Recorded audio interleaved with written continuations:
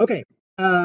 So first of all, the gentleman in the back is Kerry Komodo, the Dean of Math and Science and Engineering and Education. So no swearing today. Yeah, yeah, no extra swearing, just the right amount. I'm still gonna swear, but you guys shouldn't. Um, all right. So before we get back into what we're doing, anybody have any questions? I don't think we've really had any new homework, have we? There hasn't been much we could do homework on.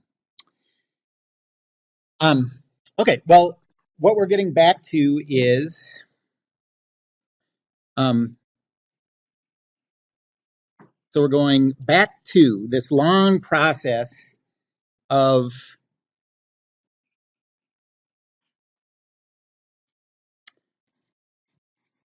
from the starting at the Clausius statement of the second law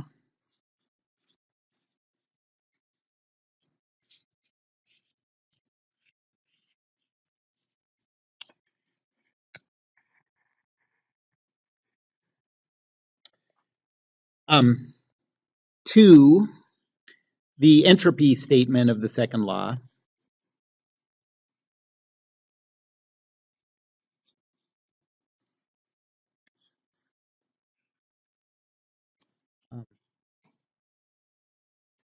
And this line of thinking is pretty surprising. The Clausius statement of the second law is so obvious. And little by little, people work their way from understanding. So the Clausius statement of the second law is the one that says that spontaneously heat is only going to transfer from a higher temperature to a lower temperature. And that's totally obvious that that's how it's going to work. But we're moving our way towards the statement of the second law that defines a mathematical thing called entropy and says that in any process, entropy can only increase in the universe. Well, it can stay constant, but as long as there's some kind of irreversibility, it'll increase. And that is not the least bit intuitive or obvious. And so I'm going to sort of finish following the steps from the obvious one to the one that's going to let us do calculations and do a lot of things that the first law of thermodynamics didn't let us do. And we ended last time with, or towards the end of last time, two provable corollaries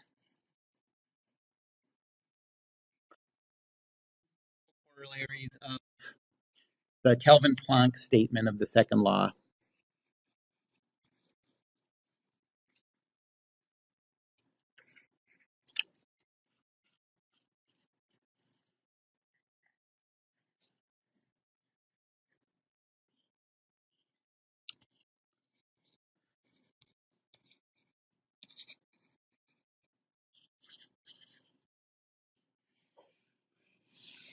Um, and the Kelvin-Planck statement of the second law is the one that says you can't have a heat engine where all of the heat you bring in from the high temperature reservoir goes to work. That's what you would like, but it's impossible.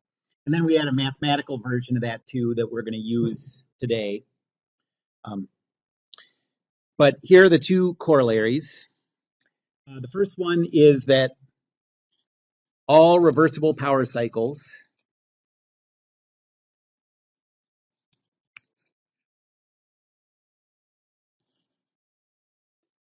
and this is also true for refrigeration cycles and heat pump cycles.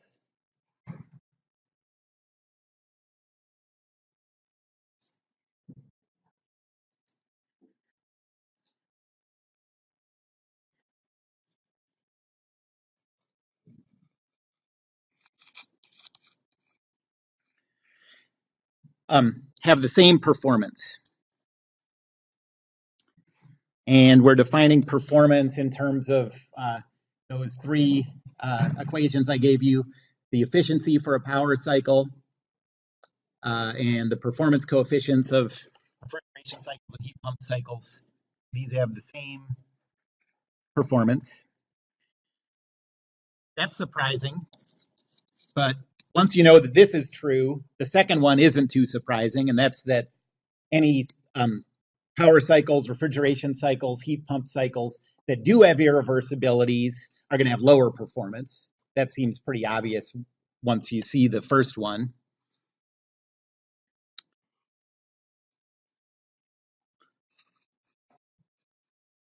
So cycles with irreversibilities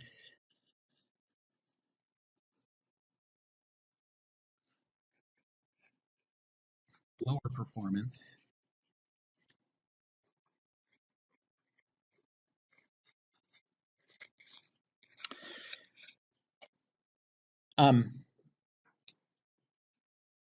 And one thing that the first one of these two tells us, you might guess,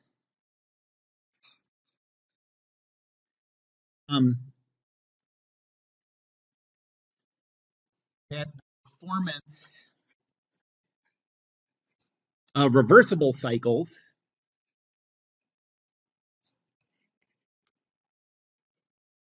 and I'm going to call that the ideal performance because you can't get any better than that.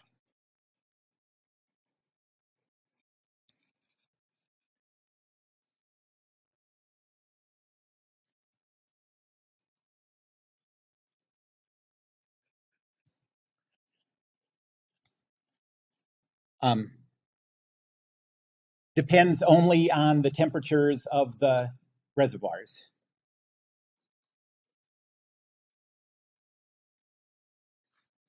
So it depends only on the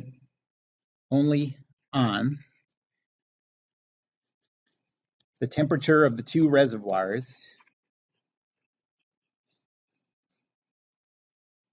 We'll call those TH, so that's the temperature, that's the high temperature reservoir, and TC is the low temperature reservoir. And that is true. And you get that from the definition of the Kelvin temperature scale.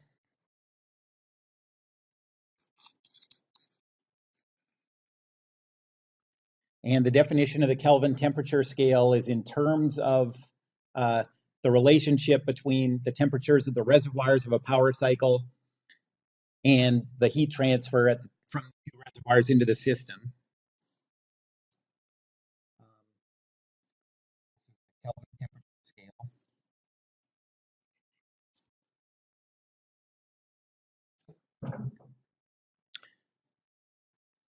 And that says that for a reversible power cycle,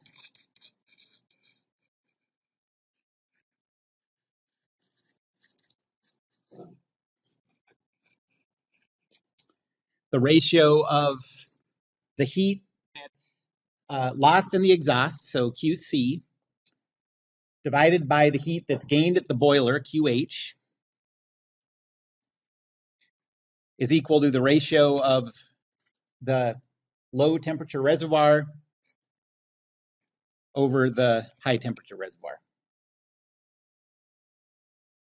Okay, so that's a definition of the Kelvin temperature scale. That needs to have absolute zero as it's zero. And then based on that, okay, here are the ideal performance coefficients.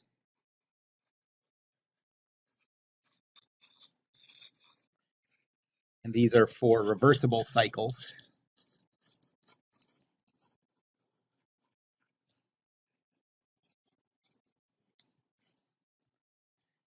The first one is for a power cycle.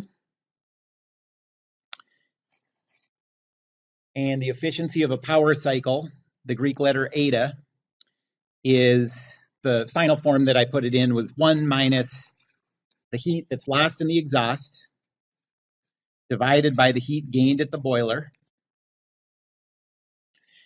And if you use this definition of the Kelvin temperature scale, you can get that for a reversible heat engine, the efficiency, I'm going to call that eta max, is equal to 1 minus the cold temperature over the hot temperature.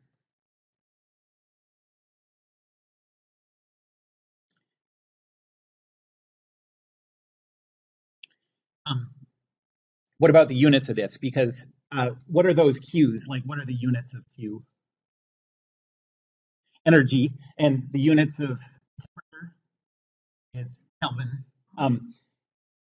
So does this work out with the units? Yeah, because we have, like, say, joules divided by joules, so that's unitless. This is Kelvin divided by Kelvin, so that's unitless.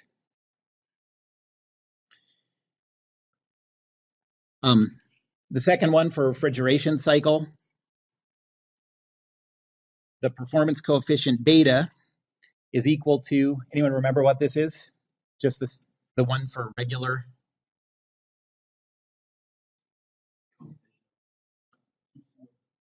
Yes, QC over W, that's right. And then we replace W. Remember, QH has to be equal to W plus QC. And so we replaced that and got QC over QH minus QC.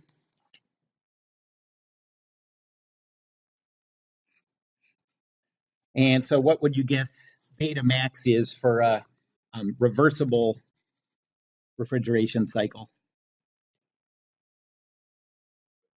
Yep, exactly. Yep, exactly. TC over TH minus TC. All of these, you're just replacing the heat at that reservoir with the temperature of that reservoir.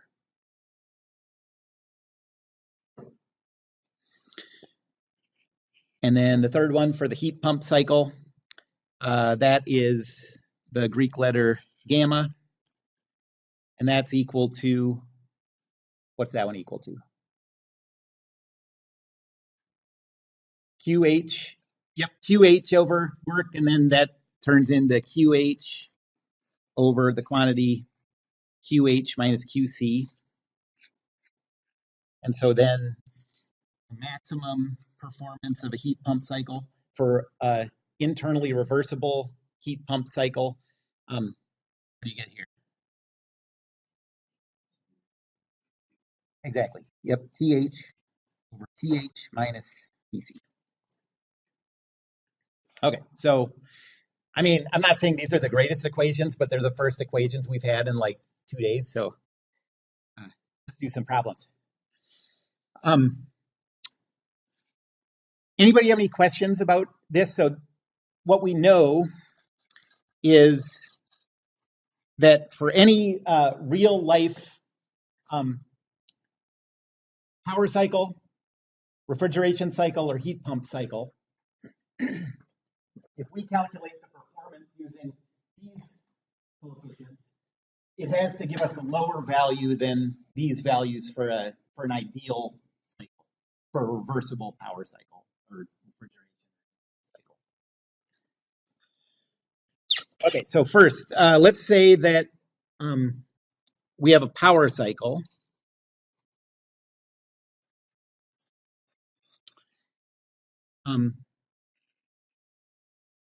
With a boiler temperature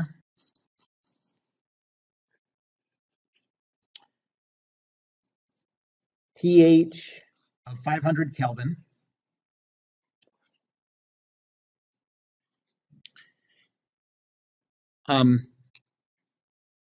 And an exhaust temperature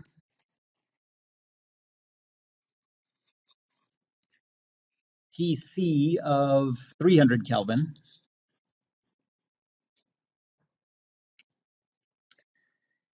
And assume that we know that 1,000 kilowatts of kilowatts is the rate of energy transfer from heat at the boiler. So 1,000 kilowatts is delivered at the boiler.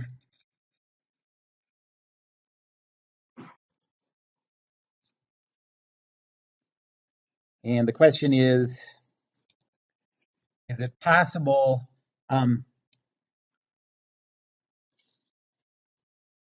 to get 450 kilowatts of power out of this power cycle?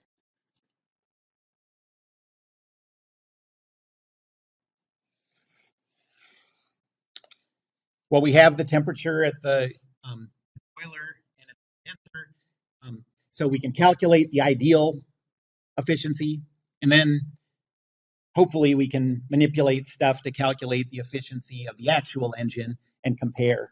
And if the actual engine efficiency that would be required here is bigger than the ideal, then it's not possible.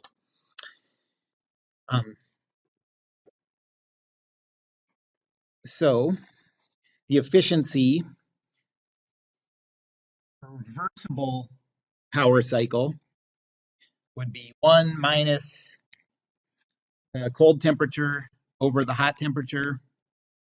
And so that's 1 minus 300 over 500.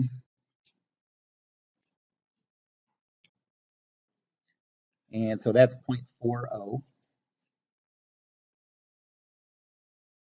There are no units on that. So now we have to figure out the efficiency of the actual, like if we want to deliver 450 kilowatts of power, what's the efficiency that we need? So let's think about this as an amount of energy over a single second. So all of this will be over 1 second. And there's a few ways to define the efficiency. You can manipulate it to put it in a few different forms. But the one we want, we can think of this as the work that's output, W, over the heat that's input at the boiler, QH. And so that's 450 times 10 to the third if we put it in joules, over 1,000 times 10 to the third in joules, and you get 0.45. So that's not possible. You know, eta is bigger than eta max, so it's not possible.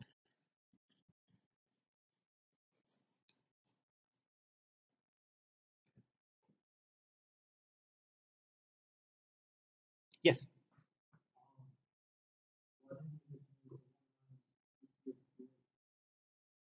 Because we don't have QC in this case. I mean, we could have done that. We just would have had to use the fact that QH is equal to QC plus W.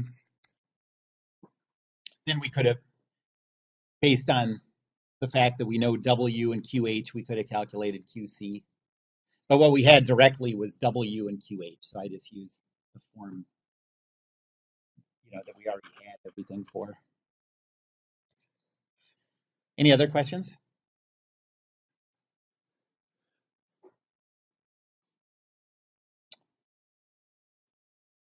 Okay, let's do one more.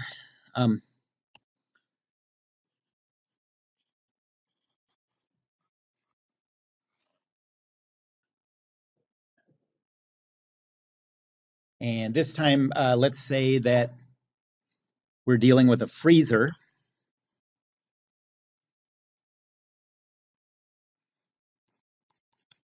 With an internal temperature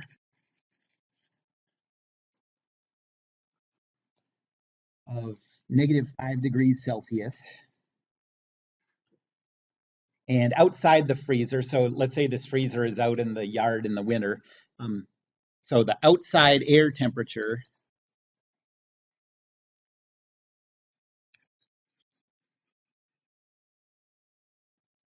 is 22 degrees Celsius.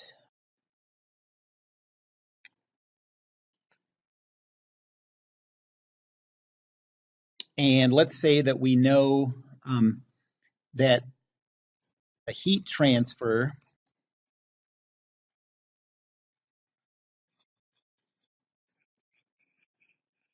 from the inside of the freezer to the refrigerant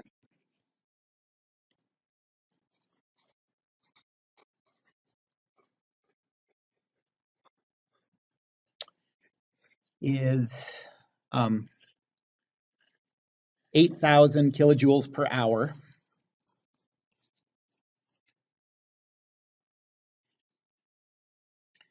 And let's say that the power requirement, so the work that has to be done on the refrigerant,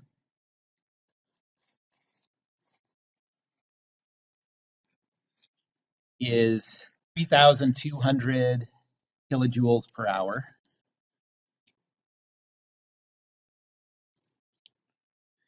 And we want to first figure out the ideal performance coefficient. So calculate beta max. And then second, calculate beta for this particular cycle. And if beta ends up being bigger than beta max, we know it's impossible. The bigger the difference is between those two, the more room there is for improvement in the cycle. You know, the bigger the difference is, the more irreversibilities there are that might be able to be improved by reducing friction and reducing the differences in temperature between the heat transfer points, and there all of those 7 sources. So why don't you take a couple of minutes, see if you can think through this, and then I'll go through it. And go ahead and talk to each other, ask me questions if you get stuck. So let me go through this. So first with this, you need to be sure you know, like, what's the reservoir, what's the hot reservoir, the cold reservoir, where's heat coming in, out, that kind of thing. This is a refrigeration cycle. So it'll look like this.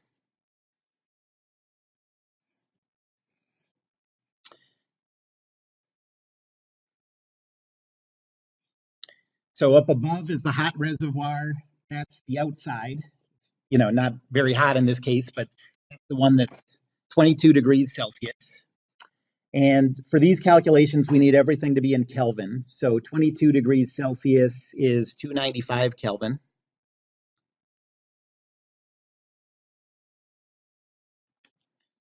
And then down below is the cold reservoir. That's the inside of the freezer. -5 degrees Celsius is 268 Kelvin. And then the direction of energy flow, we have heat that we're pulling out of the cold region. So that's our QC, and that's going into the refrigerant. And then we're depositing that heat. What we want to do is, spit that out into the yard. So QH is going away from the system. And to make that possible, we have to use power, like apply power to the system. So work is being put into the system.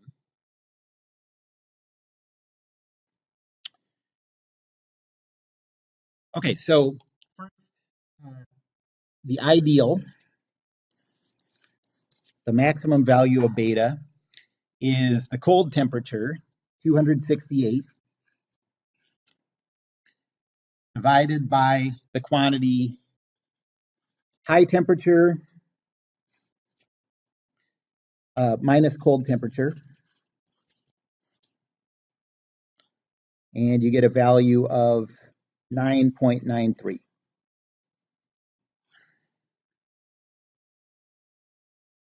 Any questions about that one?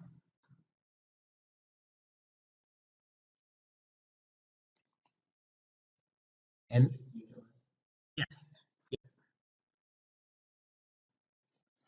And then for the actual cycle, so we'll think of this per hour, so we can think of it in terms of energy.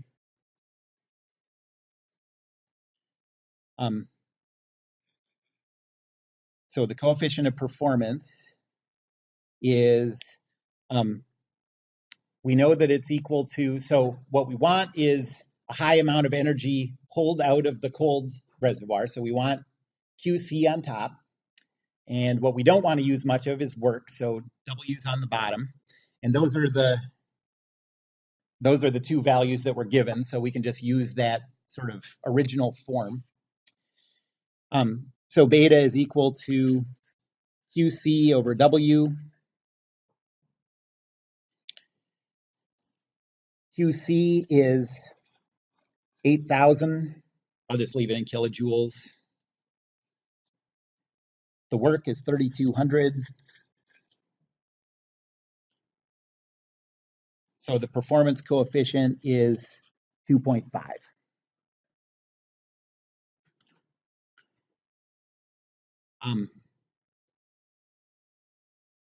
So the way this is used a lot of times is you look at the efficiency compared to the ideal efficiency to figure out, like, once you start getting close to the ideal coefficient of performance, you have, your system is working pretty well. This big difference between the actual performance and the ideal performance says that there's probably reason to look for friction, reason to look for resistance in the circuits. And so that's the way that these two things are used together. Any questions about that one? Mm-hmm. Yes, it's being, so the compressor is, the refrigerant's coming in and it's being compressed. And so that's, our system is the refrigerant that's cycling around. And so that's power being done on the system. Yep.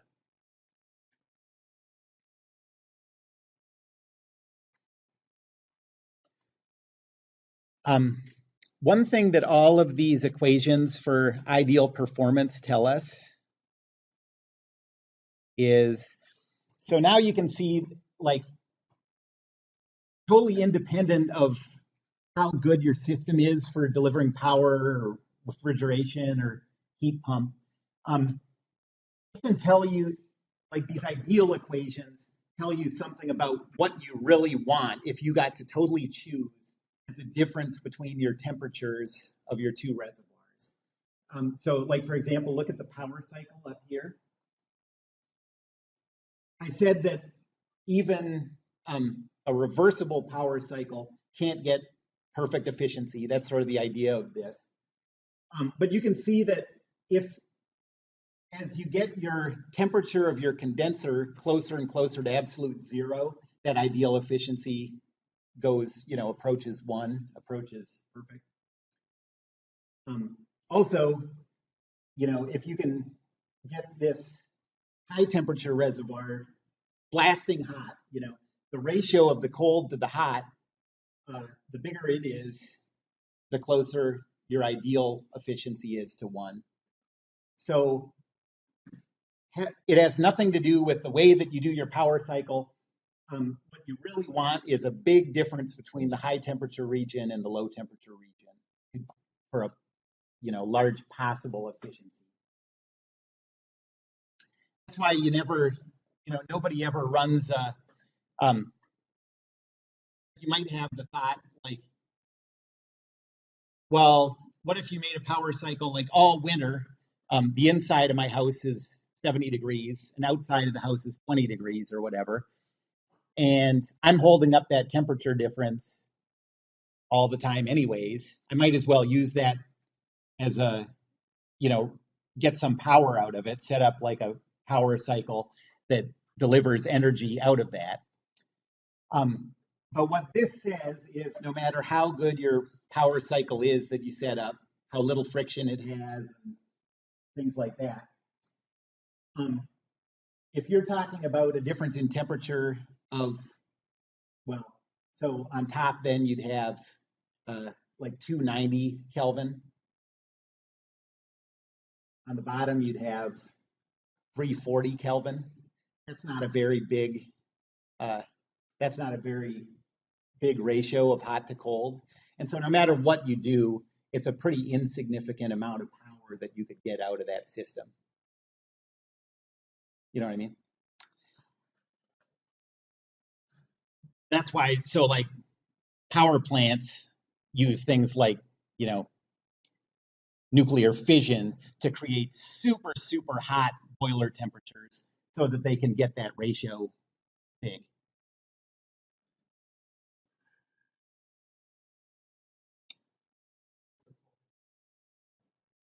Yeah, but getting something close to absolute zero is very expensive, so um, I think the answer is it's easier to make the hot temperature hot than to make the cold temperature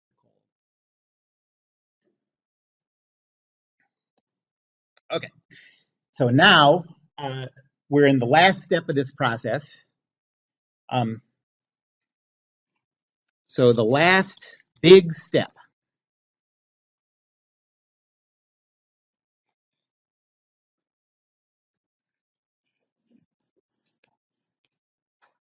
in going from uh, the Clausius statement of the second law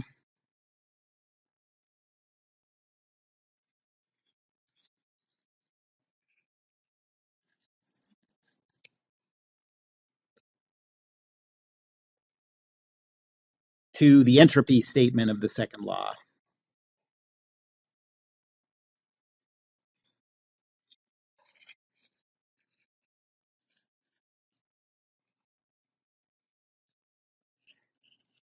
Um, and the Clausius statement is the one that's just sort of, that's very intuitive, uh, but it's not really clear how you could use that for any quantitative calculations. Um, the entropy statement is very quantitative. And so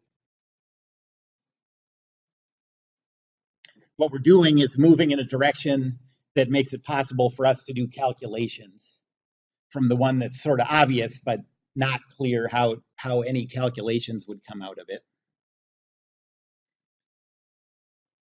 And this last big step is showing that, so we're going to show that Kelvin-Planck statement of the second law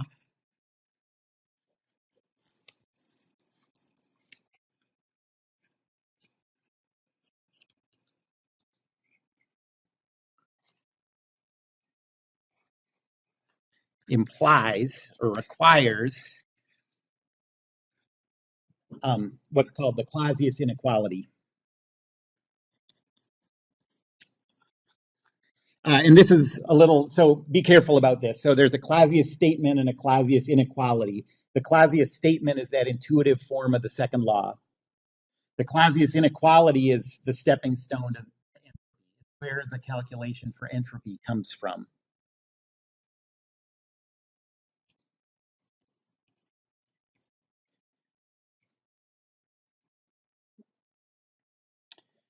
Okay, so let's remind ourselves what these two things are. I don't know if I've even mentioned the Clausius inequality yet. But the mathematical form of Kelvin-Planck statement. So that's what's going to be sort of our starting point.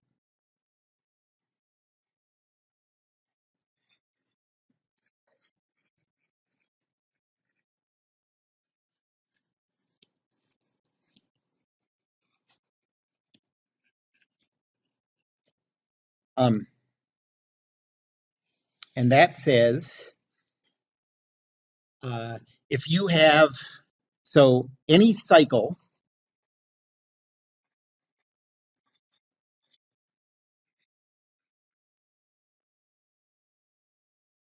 for a system with a single thermal reservoir,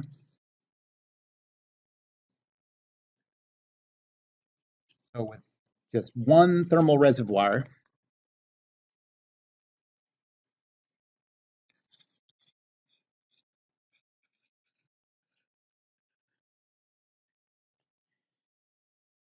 um, satisfies the requirement that the work done over the cycle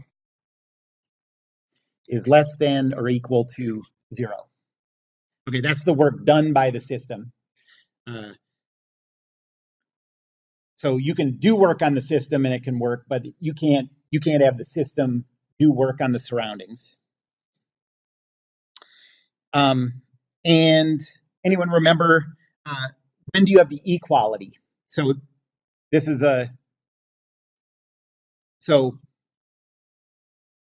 this says that the work done by the cycle can be zero or it can be less than zero. When do you get zero? That's sort of the best case scenario.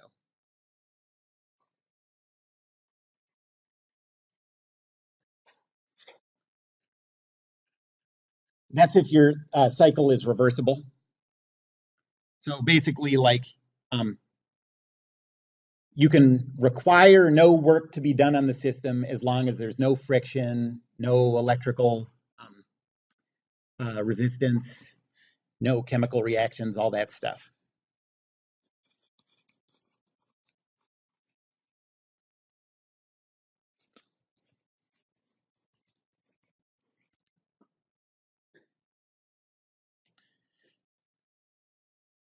And then, so we're going to use that. And where we're heading is the Clausius inequality.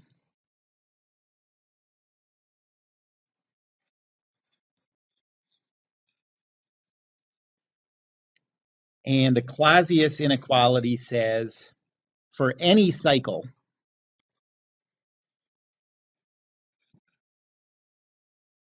okay, so this doesn't have to be a power cycle or refrigeration cycle or anything like that.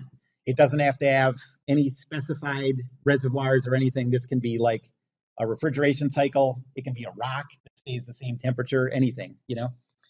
For any cycle, if you take the integral over the whole cycle of the increments of heat added to the system divided by the temperature at the boundary, so all this is over the boundary, that's what that B means, that has to be less than or equal to 0.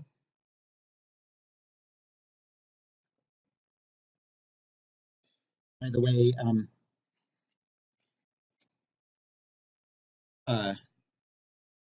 dq, like a positive value of dq, means that heat is added to the system, like our usual sign convention.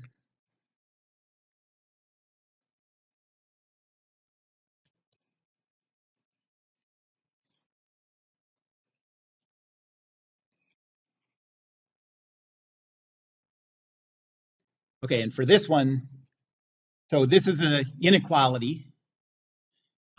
So forget for a second about this being less than 0. What do you think the case is where this integral over the whole boundary, over the whole cycle, is equal to 0?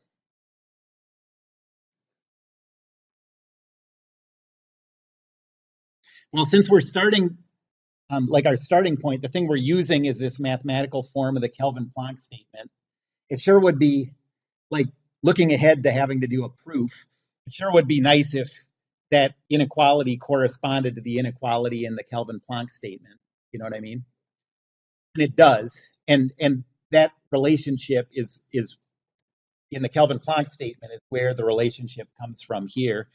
So the integral of dq over the temperature over the whole boundary is equal to 0 if the system is reversible. Yep. That is, so that scripty squiggly D, I call that.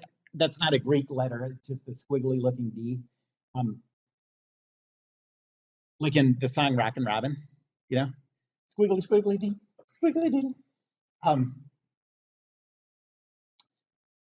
So what that means, it's not the partial of Q, it is just an, it's an infinitesimal amount of heat that's added at some instant around the boundary, you know?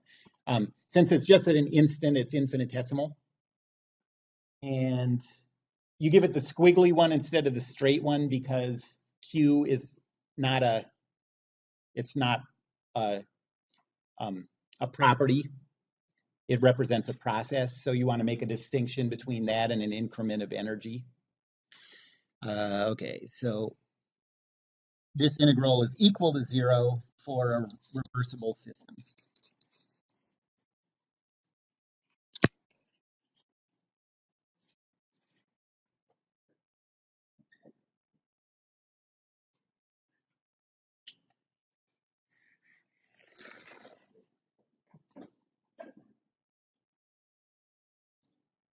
Okay, so here's the proof. It won't take too long. And then, so I'm going to go through this. And then, excuse me. After I'm done, I'll go through a list of the things that I consider to be kind of take-home messages from this proof, like, um, so you kind of have a list of things that are useful about going through this. But, try to follow along with this.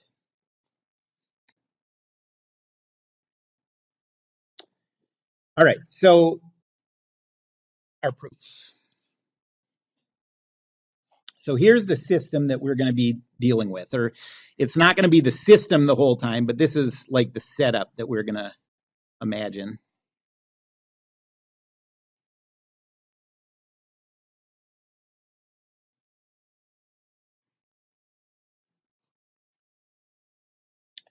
Okay, so up at the top, we have a reservoir, a thermal reservoir. I'm going to say that this has the temperature T sub RES. So the temperature of that is T reservoir. And then down here, the boundary of that box at the bottom has a temperature T.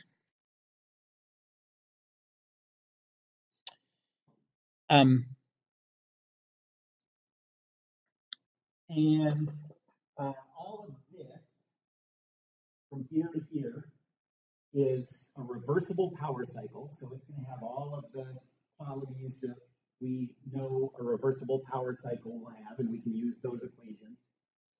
And then this down here is just a thing. So this is anything that's going to undergo a cycle. So like I said, for the Clausius inequality, it has to hold for any cycle, no matter what the thing is, a power cycle, refrigeration cycle, just a lump of something. As long as it goes through a cycle, this represents it. And we're going to break it into a few different kinds of pieces. So we're going to break this into piece 1, which is a reversible power cycle.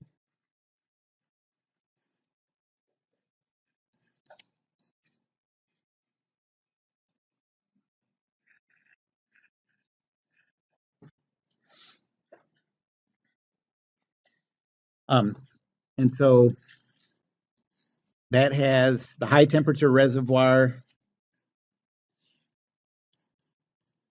TRES, and the reservoir it's using down at the bottom is the boundary of that object. So this just has a temperature T. And the flow of energy for this reversible power cycle, we know that we're going to be having inputting energy from the high temperature reservoir. And I'm going to call that squiggly dq, and I'm going to call this prime, because that's not the one that we're going to deal with. In the end, that's not going to be the one we're interested in, but it'll be a sort of an intermediate value. And then it's going to be spitting out heat to the low temperature region. This is what we're going to call squiggly dq, regular dq. And then it's doing work. And the amount of work that it's doing is squiggly dw prime. And again, the prime is because this isn't the work we're going to end up caring about. It's just an intermediate step.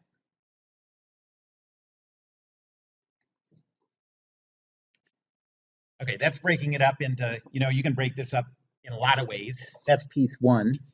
Here's piece 2.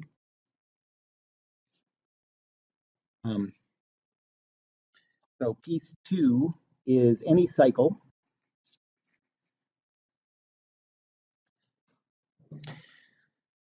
And so in this case, we're just dealing with the box.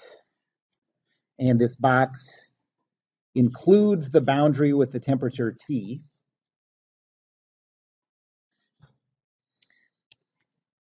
And the energy it's getting is coming from the reversible power cycle.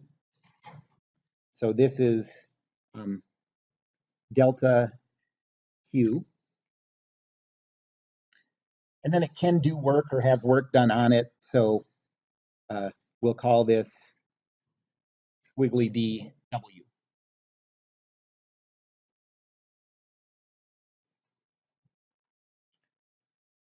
And then there's one other way that we're going to break this up.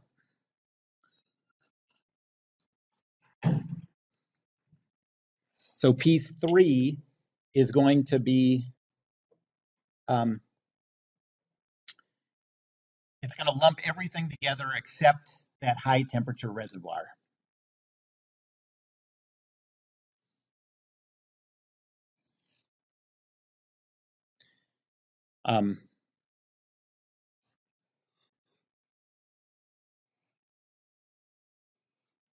So we still have that temperature T.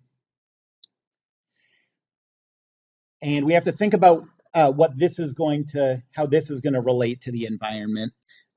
So first of all, we know that there's heat coming in from above.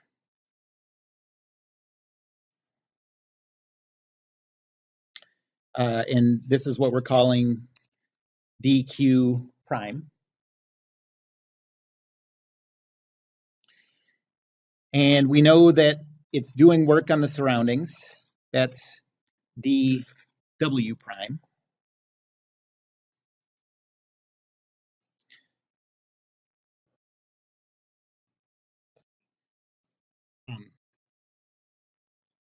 We don't care about the heat that's going from the power cycle, from the reversible power cycle to that boundary at temperature T, because that's internal to our system. So I'm going to leave that off. Okay. But there is also the work being done by the system, by the, the rock, the cycle that can be anything. And these two together, I'm going to lump those into a single thing that I'm going to call dwc for, okay. So those two, the work done by the two parts of this add up to an amount of work that we're going to call dw complete.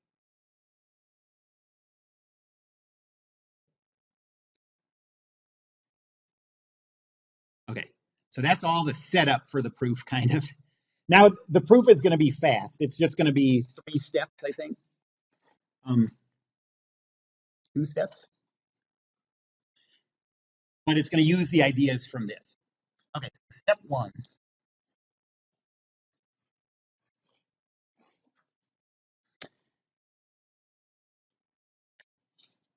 So the first thing we're going to do is, our system, we're going to make as our system the reversible power cycle.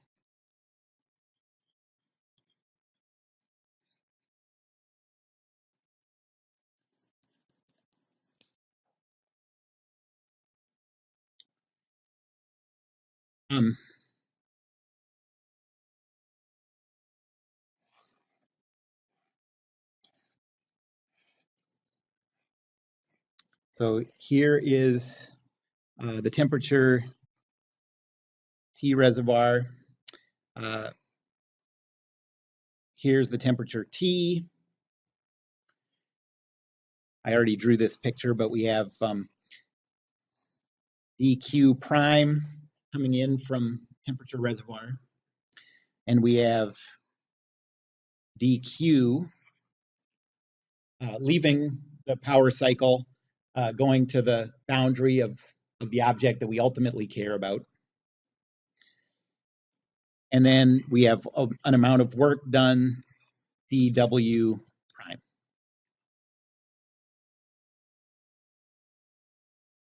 Okay, so this represents what's happening at a single instant.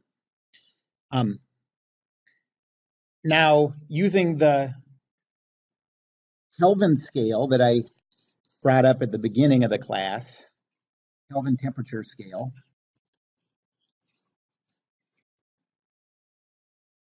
what we know is since this is a reversible power cycle,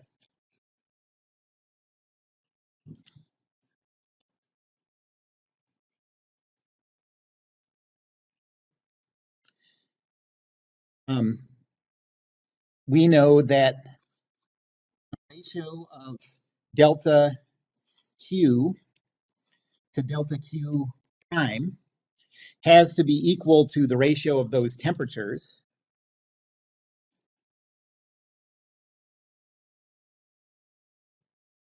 That's what the Kelvin scale is. And so we can rearrange this and come up with an expression for dq prime. So dq prime is equal to T reservoir times the ratio dq over T. Okay. And this right here is this dq over T is the first glimpse of, like, this is the developing form of what entropy is.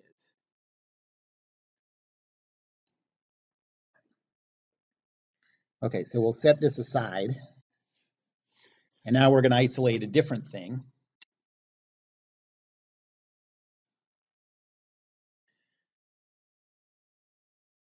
So step 2,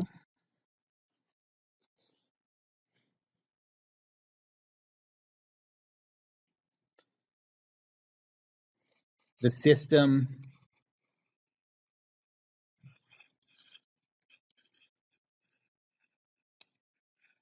is the combination of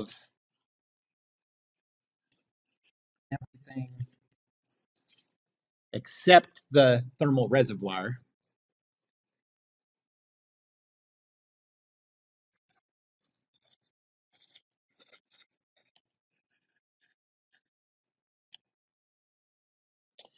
So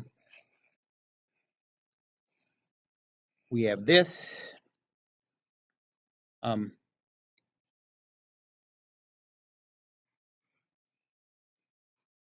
We have the temperature T there.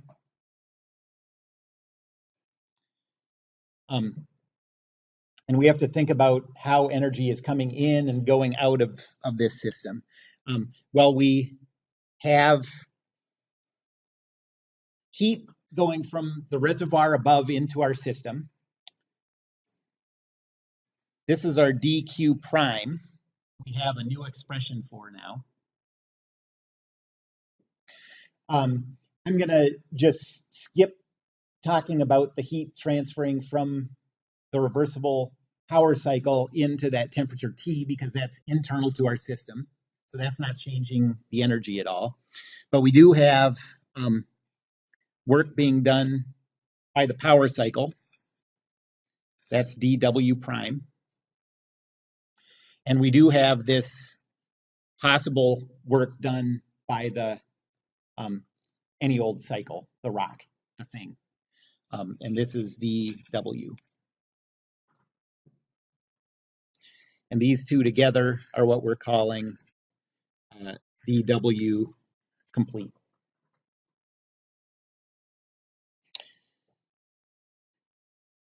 Okay, so at this instant, let's think about the first law. So at the instant shown, we're going to use the first law of thermodynamics.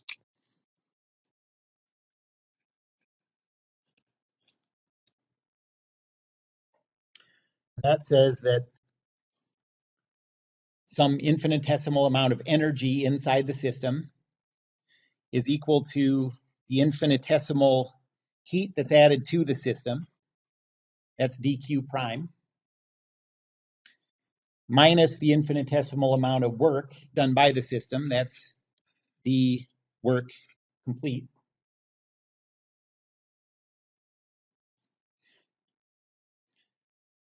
And now we'll integrate this over a whole cycle.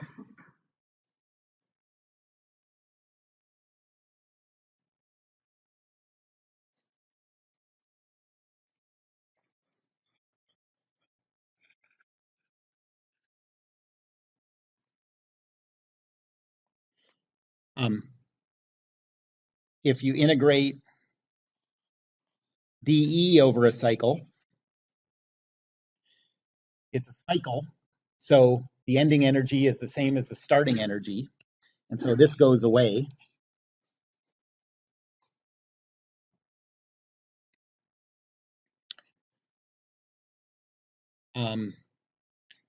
And you're left with the integral over the cycle of delta Q prime minus the integral over the cycle of delta work complete.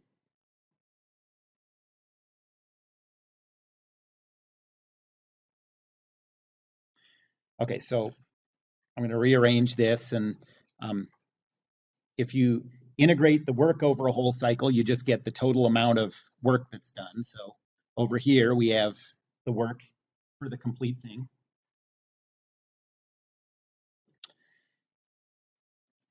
And that's equal to the integral over the cycle of dq prime. But remember that the first step was coming up with that expression for dq prime, isolating the different thing. So this is equal to, I can rewrite this as T reservoir times the integral over the cycle of dq over T. We're almost done.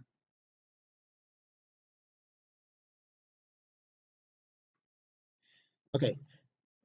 So now, what can we say about this?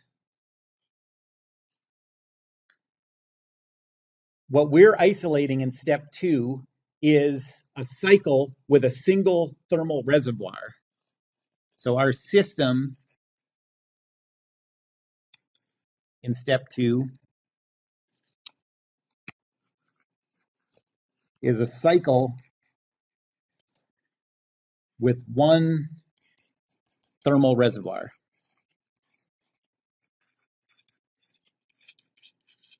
And so what do we know about that?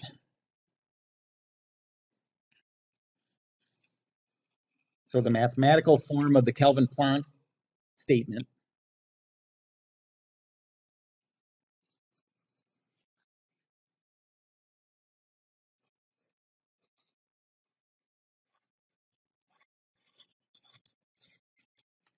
says, anybody know what this says?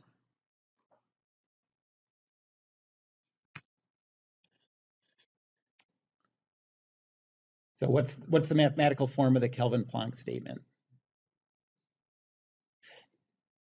Yeah, so the work over the cycle is less than or equal to 0, and it is 0 if the system is reversible. Okay, so in this case, since it's a cycle and it has one thermal reservoir, WC is less than or equal to 0. 0 if the system is reversible.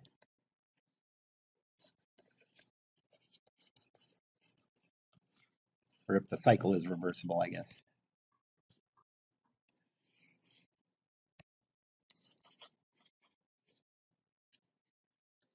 And so if W sub C is less than or equal to 0, then the thing on the right has to be less than or equal to 0 under the same conditions. T reservoir is positive, so that doesn't change anything. So the integral over the cycle of all the heat that's added to our object divided by the temperature at the boundary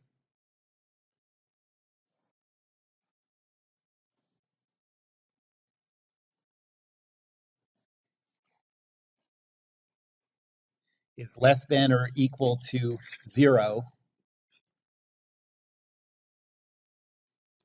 0 if the cycle is reversible.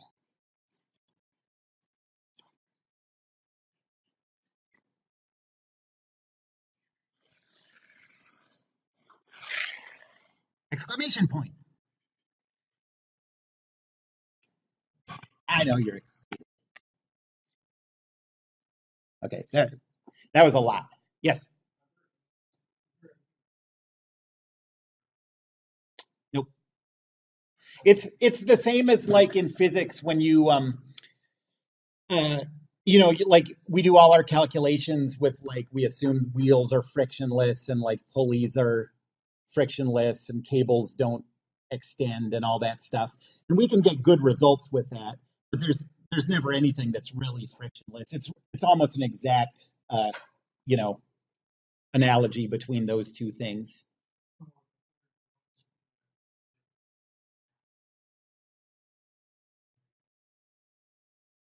Well, so for they just put a limit on what we're capable of doing, kind of, and then we use that limit to evaluate how efficiently we're really doing things, And a lot of times you can use it uh,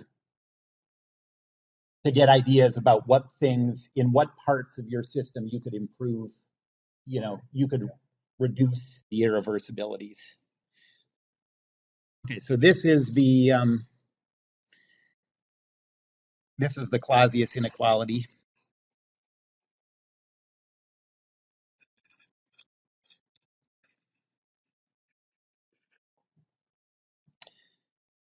And so that's a super long, tedious proof.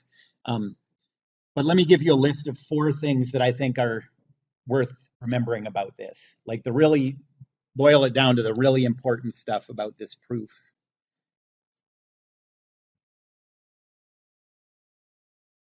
So what's memorable about this proof?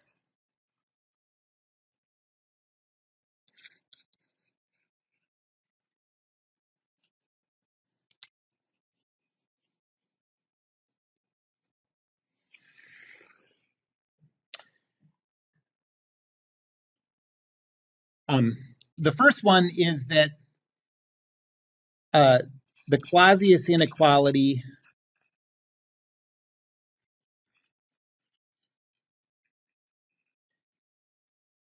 is similar in form. The equation, the inequality itself doesn't look that similar, but the fact that it's an inequality and that the equality holds when the cycle is reversible, the Clausius inequality is similar in that way to the mathematical form of the Kelvin-Planck statement.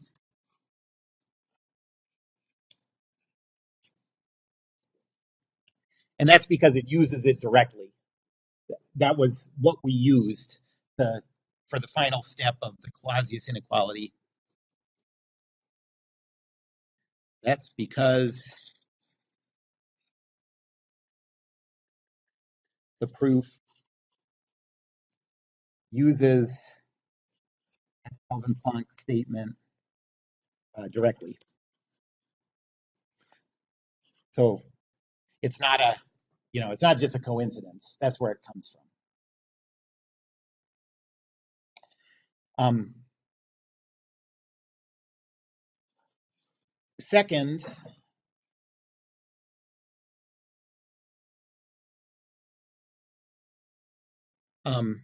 remember that if the integral of dq over temperature around the boundary is equal to 0, that means that there are no irreversibilities in this system, whatever this system is. Whether it's an engine or a rock or whatever. This means no irreversibilities in the system.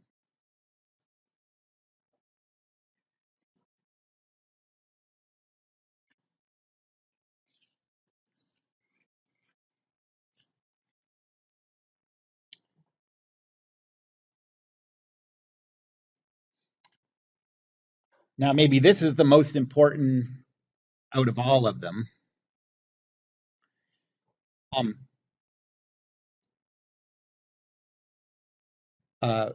From the Clausius inequality,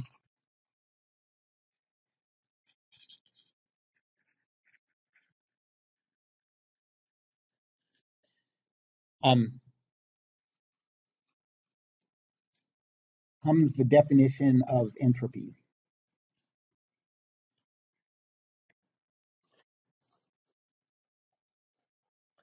So if you've ever seen the form of entropy in passing in like physics 1 or physics 2, and you wondered where that form came from, this is where it comes from.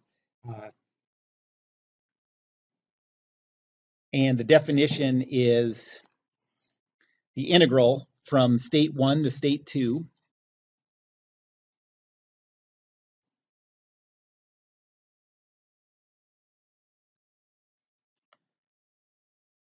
of dq over temperature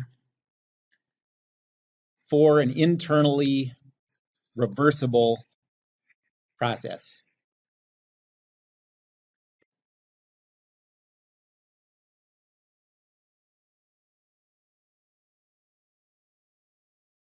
Okay, let's just leave it at those three. The fourth is stupid. Any questions about any of those? Yep.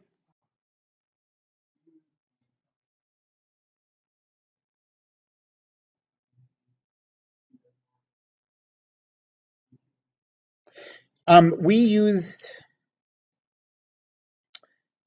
to get that equation, we just used step 1. So the first thing we did was isolate the reversible power cycle.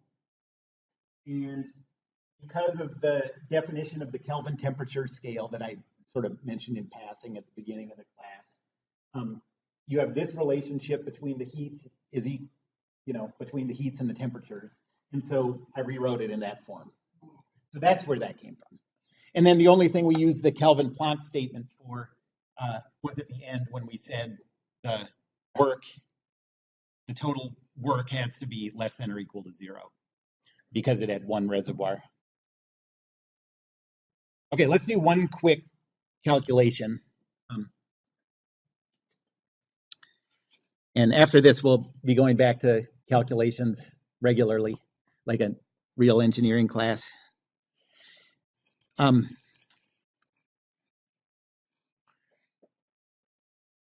so let's say we have a reversible and an irreversible power cycle.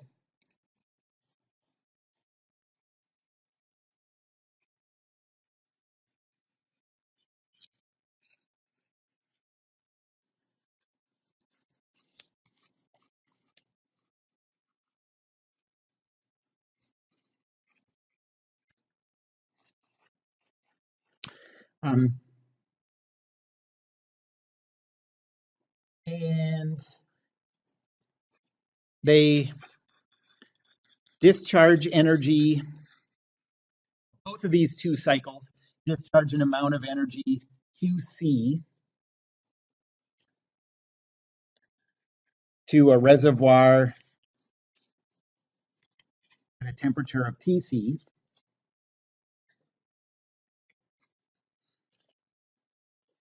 And they receive energy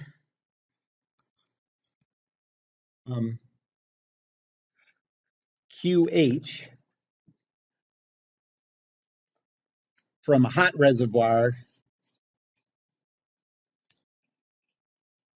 So from reservoirs at temperatures of TH and TH prime, respectively. I'll draw a picture of this and it'll be clear.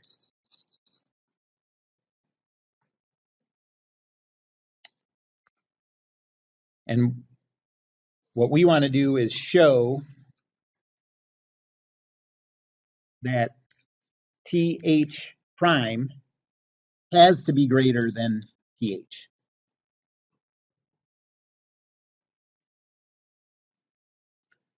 Okay, so here's the reversible one.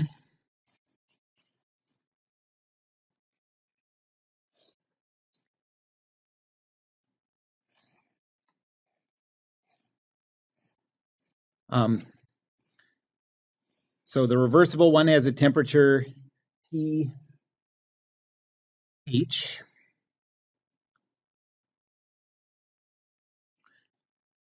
the boiler.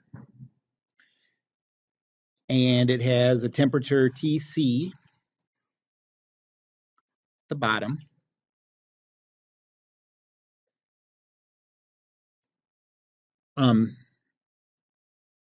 And we're given that for the reversible cycle, Uh, there's an amount of heat coming from the boiler at D. We're talking about finite amounts. QH. And then there's an amount of energy leaving in the exhaust, QC. And it doesn't say anything about the work, but we know that there's work W done.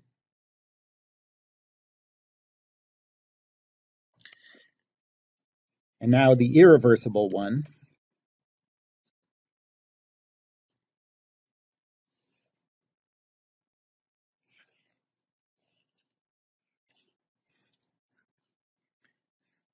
So at the boiler, we have a temperature TH prime. The exhaust is at a temperature TC. We're losing energy in the exhaust with an amount QC, and we're gaining energy at the boiler with an amount QH.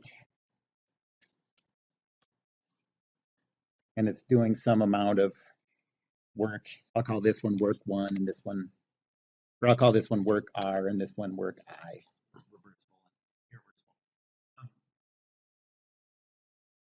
Okay, so what we have is a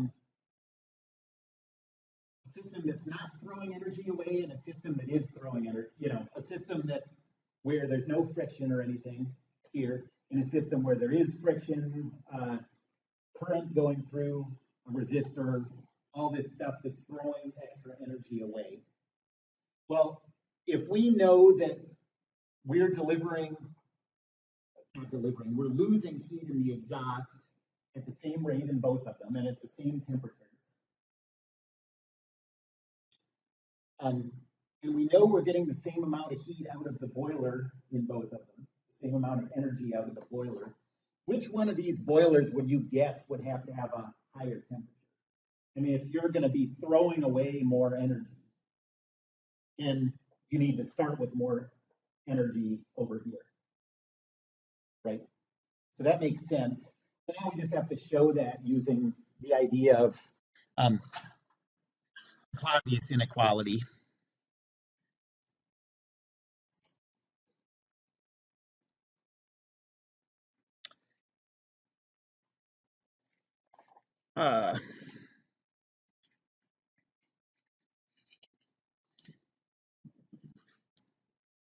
Okay, so for the reversible one,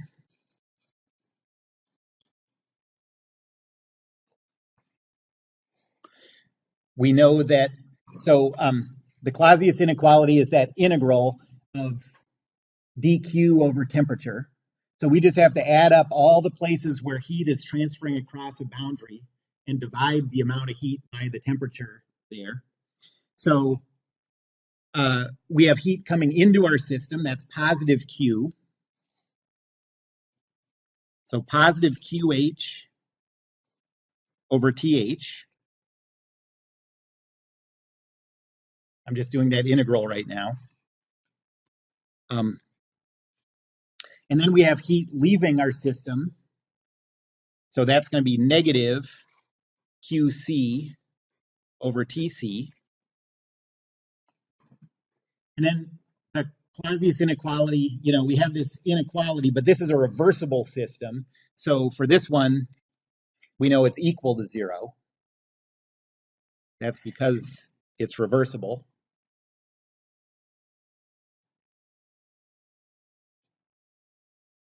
And I can rewrite this, just rearrange it, and you get QH over TH is equal to QC over TC.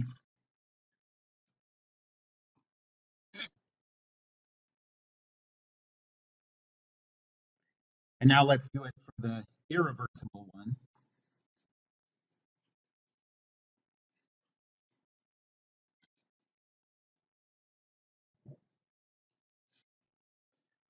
So for the irreversible one, we have heat coming in, QH over TH. And then we have heat leaving at Q. Oh, whoops, I wrote the wrong temperature down here for the irreversible one. Remember, for the irreversible one, we're calling that temperature TH prime.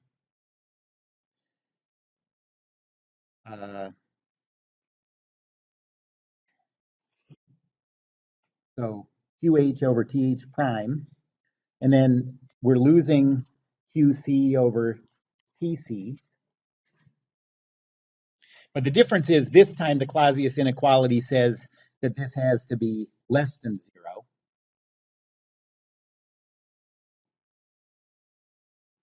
Now you can make this substitution.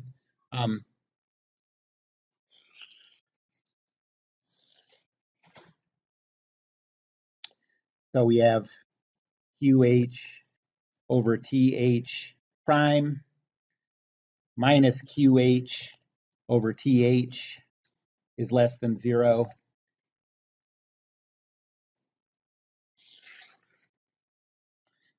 So that means that QH over TH prime is less than QH over TH. Cancel those, multiply positive numbers, and you get that TH is less than TH prime.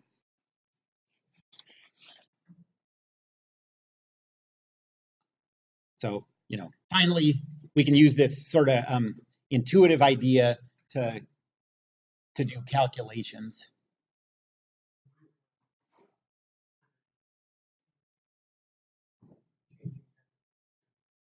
We could have done that too, but this is just how the problem was written. Like, we could have set it up so that the same amount of heat was coming from the boilers and same temperatures, and then you would have seen a difference in the condenser. Okay.